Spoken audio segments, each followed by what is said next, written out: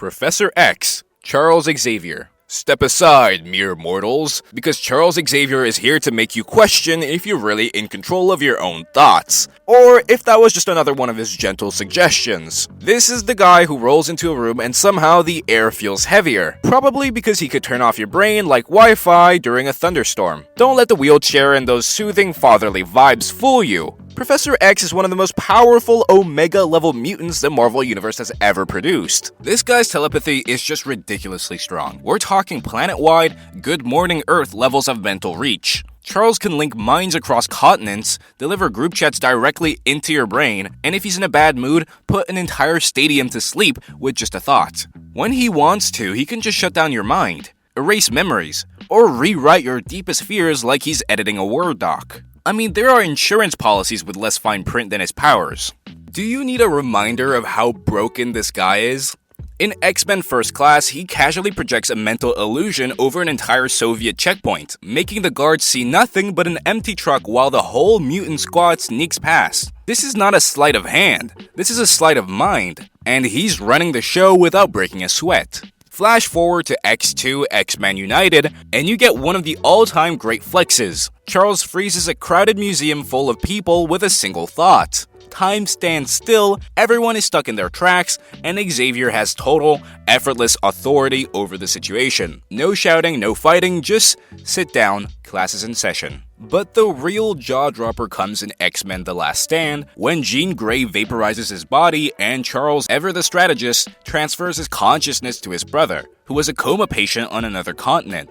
Seriously, he has backup plans for his backup plans. Who else can outlive their own death just by thinking really hard? And then there's Cerebro, the mutant-detecting helmet that takes his power from terrifying to divine. With Cerebro, Charles can find any mutant anywhere, like that time he halted a presidential address in X2 X-Men United, with the mental equivalent of a remote control pause button. Now with Patrick Stewart confirmed to return in Avengers Doomsday, the MCU's privacy policy is about to take a serious hit. Who needs Alexa eavesdropping when Charles Xavier is in the same universe? Magneto. If Professor X is the chess master, Magneto, Eric Lencher to his acquaintances, is the guy who flips the board and melts all the pieces when he's losing. This Omega-level mutant doesn't just move metal, he bends the entire definition of impossible every time he walks on screen. If you think magnetism is all about fridge magnets and picking up coins, Magneto is here to show you just how wrong you are. Want proof? Just check the X-Men Dark Phoenix train scene, where Magneto single-handedly crushes, flips, and shreds an entire armored train, tossing enemies around like they're made of tinfoil. No henchman or train car stands a chance when Magneto is in a bad mood. But if you want legendary,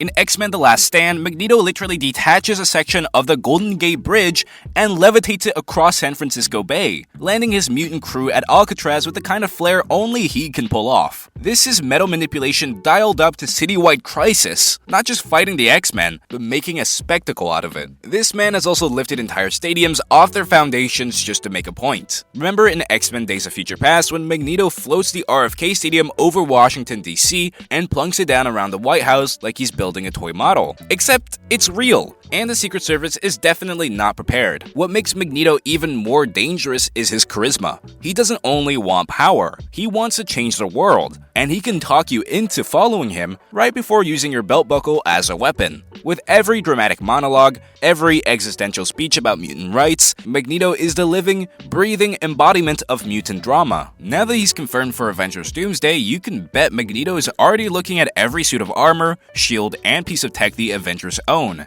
and imagining the fireworks. Plus, that never-ending rivalry with Professor X, expect plenty more mutant melodrama, just with a bigger budget. Storm.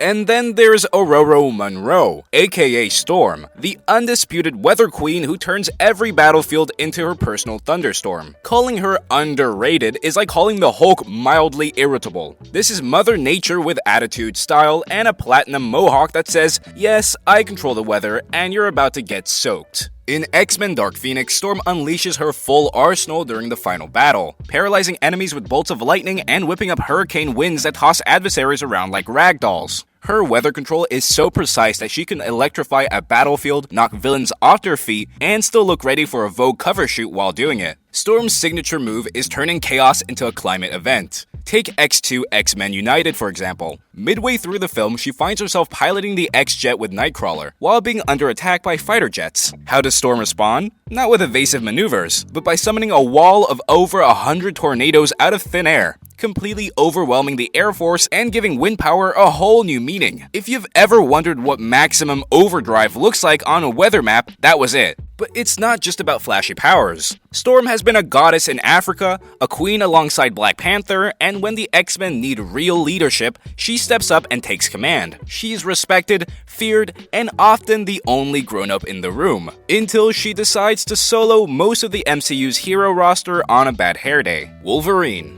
You know him, you love him, you probably can't afford his therapy bills. Wolverine, aka Logan, is the X-Men's answer to what if the world's grumpiest Wolverine was also a murder machine? Don't be fooled by the height jokes or his endless supply of sideburns. This is the guy who walks into a fight and everyone else starts googling how to make a will. His powers are just crazy. I mean, where do we even start? He has a healing factor so strong that he basically treats mortal injuries like paper cuts. Adamantium claws? Check. 3 on each hand, sharper than most internet hot takes. His skeleton is coated in the same metal, making him almost impossible to break, no matter how many times Sabretooth tries. And if that wasn't good enough, he's got a nose that could shame a bloodhound and combat skills that made him a one-man army since before your grandma's grandma was born. It all starts in X-Men Origins Wolverine. The opening scene sets the tone for Logan's whole existence. A young James Howlett, not even a teenager, witnesses Thomas Logan, who he doesn't know is his real father, kills the man he believes to be his father, and in the grip of shock and confusion, his mutant claws emerge. And then he kills Thomas,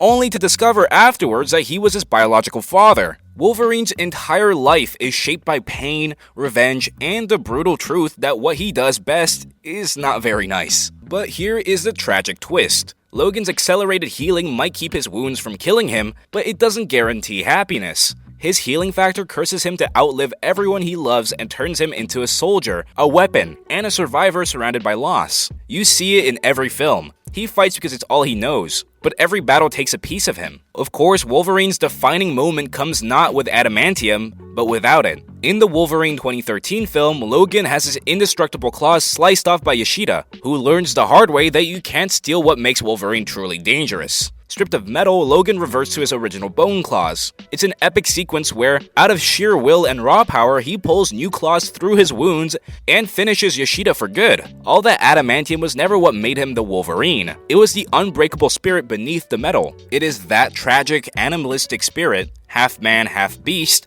that has made Wolverine irreplaceable. He is the best at what he does, even if what he does leaves scars that no healing factor can ever erase. Deadpool. Deadpool isn't just a mutant. He is what happens when you put Wolverine's healing factor, Spider-Man's mouth, and a cartoon character's disregard for reality in a blender, then leave the lid off. Wade Wilson, aka the Merc with a Mouth, is Marvel's answer to the question, what if a superhero didn't care about continuity, censorship, or even his own limbs? This guy not only breaks the fourth wall, he smashes it, dances on the rubble, and then tells the audience how little the wall ever mattered. His powers include a healing factor that is so next level, it's like the universe itself is forced to hit the reset button every time he gets blown up, shot, stabbed, or even dismembered. Let's talk about that iconic highway scene from his first movie. Deadpool goes up against a van full of armed mercenaries and proceeds to turn the fight into his own violent comedy special, banging heads, controlling the car, and never,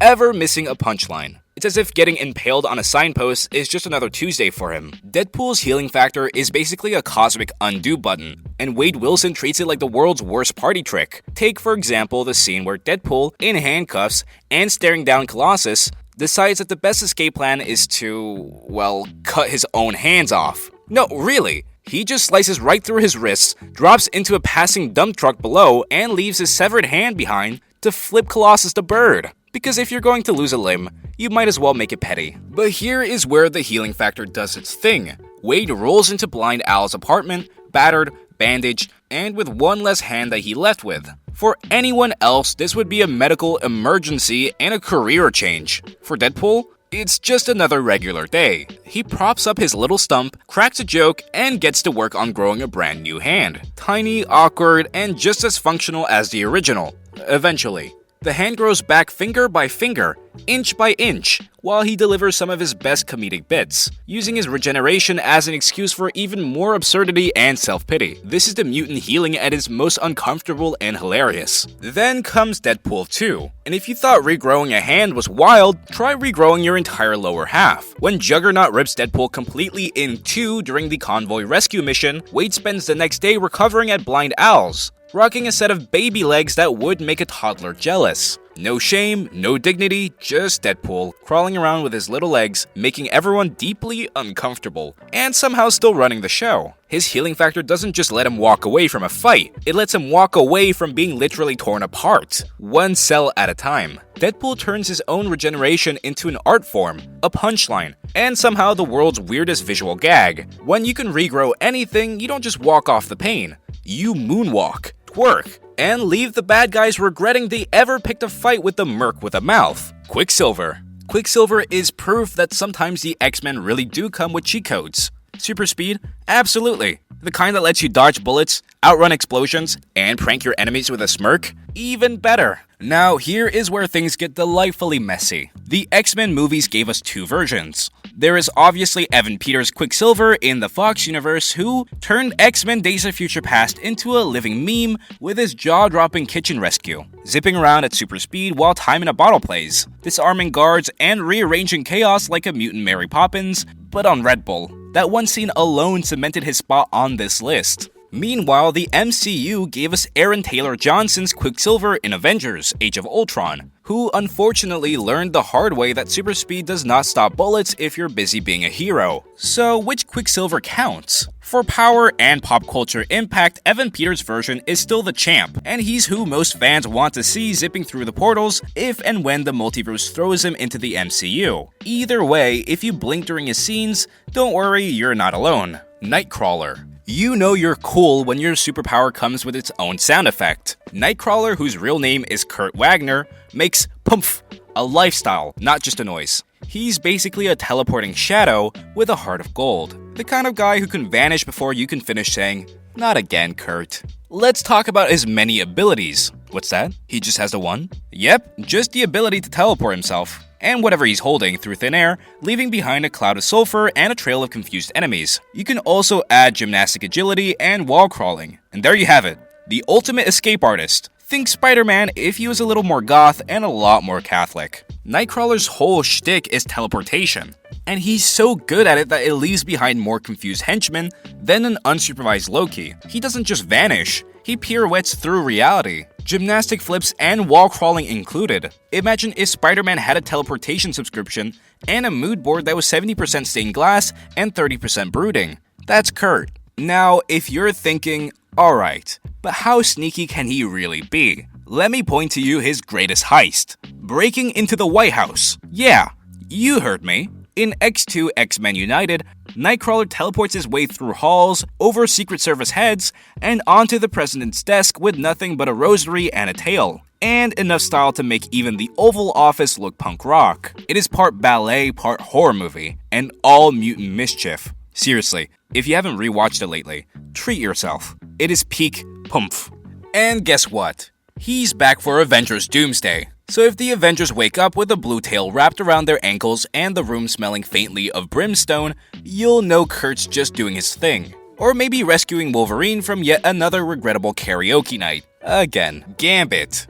Every squad needs a loose cannon, and Gambit is the guy your mother warned you about, if your mother had a thing for southern accents and trench coats. Remy LeBeau struts around with a deck of cards, not for poker night, but for his signature move, turning every pick-a-card trick into a small-scale explosion. He's like Vegas on legs, with a side of street-fighting swagger and just enough voodoo charm to talk his way out of and back into trouble. Gambit's mutant gift is kinetic energy manipulation. If it's not nailed down, he can charge it, light it up, and blow it sky high. Playing cards are his favorite, but he's not above turning billiard balls, lampposts, or even a sugar cube into a bomb if the mood strikes. In X-Men Origins Wolverine, Gambit gives us a taste by charging his cards and sending them flying with enough force to turn a bar fight into a fireworks display. That isn't even counting the fight in the mansion, where he swings his staff, bounces off walls, and makes Wolverine work up a sweat just keeping up. And then there's that smooth-talking, hypnotic charm, a mutant Jedi mind trick with a Cajun twist. Remy can talk you into anything, or at least convince you to stand a little too close when he's shuffling his deck. And that is the roll call for the most powerful X-Men. Explained, roasted, and celebrated. If you made it this far, congrats! Your mutant knowledge just leveled up. Who is your X-Gene MVP? Is it the mind-melting Professor X? Storm with a side of thunder? Or maybe you're all in for Wolverine's healing factor and anger management issues? I want your takes, your hot picks, and your wildest what-if scenarios down in the comments below. Hit that like button if you learned something new, hit subscribe if you want more mutant madness, and ring that bell so you never miss a power move. And remember, when it comes to the X-Men, the only thing predictable is that something absolutely bonkers is about to happen. Thanks for hanging out. See you in the next one. And until then, may your days be stormy and your hair always adamantium strong.